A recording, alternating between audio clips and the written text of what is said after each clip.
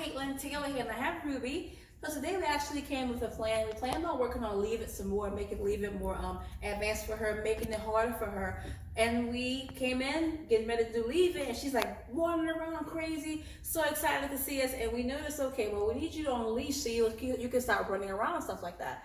So put the leash on her. Became a nice whole drill, and it became our entire session. So Miss Ruby actually did not like her leash that much. She actually backed up a lot when the leash came into play. She needed to be desensitized to it. She needed to be taught how to accept the leash and be okay with the leash.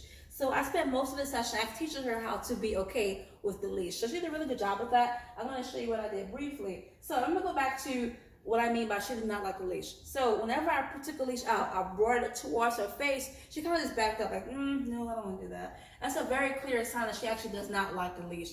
She's on leash every single day. Yes, she goes to go out to go potty, but if I can't put a leash on her to do a simple training session, that tells me that, okay, you know what? Let me spend some time on actually getting her used to the leash and being okay with the leash. So really quickly, I went back teaching her sit. She knew sit already. I practiced it for a little bit. And then I started to get her, you know what? If you look at the leash, a tree happens. Look at the leash, tree happens. I did that so many times repetitively over and over. Look at the leash, tree happens. And then maybe if I approach you with the leash on the ground, if I approach you with the leash, good things happen, just like so. So she came back, was really awesome. Leash right here, I showed it to her. Treat happened immediately. What I'm doing is I'm building a positive association between the leash and in general. Good things happen when the leash comes out. Leash, treat happens, just like so. She did a really good job with this. So after that, I started to approach her with the leash. Yes, just like so. So I was using the clicker, but the clicker became too much for me to handle. I have two hands full. So I'm saying yes. Yes. I'm saying yes for good job at staying still and allowing me to approach you, yes, with the leash. Beforehand, she would just run away and not sit and stay and sit. She would not be standing still in the past. So now she's actually, yes, let me approach her. If she moved away, yes. I know I was taking too many steps too soon, and I will go back to, you know what, just look at the leash. So again, I approach her with the leash slowly, ever so slowly. Good job. My treats, good job. There we go, we got some more. We good. Yes, good job. I'm also using a very high value trim. I'm using the turkey deli meat you have. This is a very hard thing for her. She did not want to do this for our moist and meaties. She gets moist and meaties pretty much every single time we train her. So I have to go to something high value to convince her, hey, you know what? The leash isn't so scary. If something is scary for your dog, or if let's say something she typically doesn't like doing something and you want to condition her to like doing something, it's important to go for a high value treat like so. So again, approach with the leash. This was the second step. Give her a treat. Yes, good job. I also spent time on teaching her how to touch the leash. Sometimes when you have them touch the thing that they're afraid of, it makes it less of a scary thing because they touched it. But again, going back to it. Put it back in that sit. This is a really good way for her to kind of stay calm. Yes. And eventually, I started to mess with the collar a little bit as I got closer and closer with this leash handle. Yes, good. And then, yes, good job, good job. It seems really simple and it seems not a big deal, but you know Ruby, and you know how she typically runs whenever the leash comes out. So it's a really good thing to see.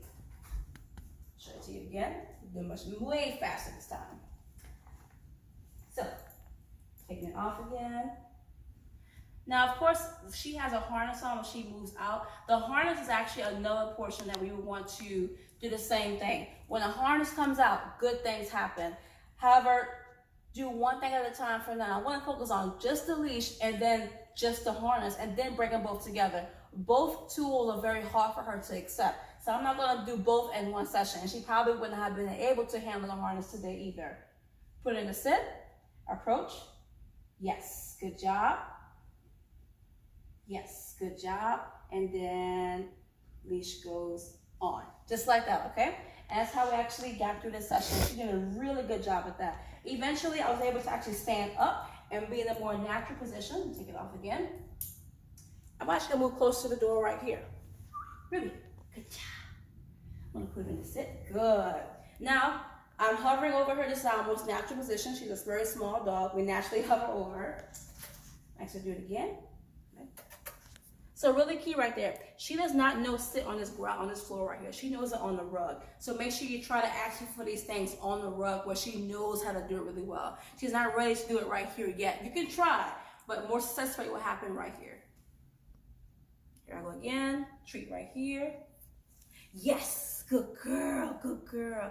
I recommend keeping the treat in your hand for now. Eventually you can move on to no treat in the hand, but for right now, I'm so proud that she's able to actually get through this whole session. And when we put the leash on, that was definitely a battle and a challenge. Now, you can name this if you want. You can actually cue the behavior. You know what? I'm putting your leash on. You can do that if you want to, or just actually just sit for you. Very, very simple. But we really think this is super important because there are going to be times where you need to actually leash her up without her running around and running away from you. We don't want that happening every time you have to leash out and stuff like that. Good things happen when the leash comes out. That's the whole goal. That being said, she did really good today. If you have any questions, let us know and see you later. Bye.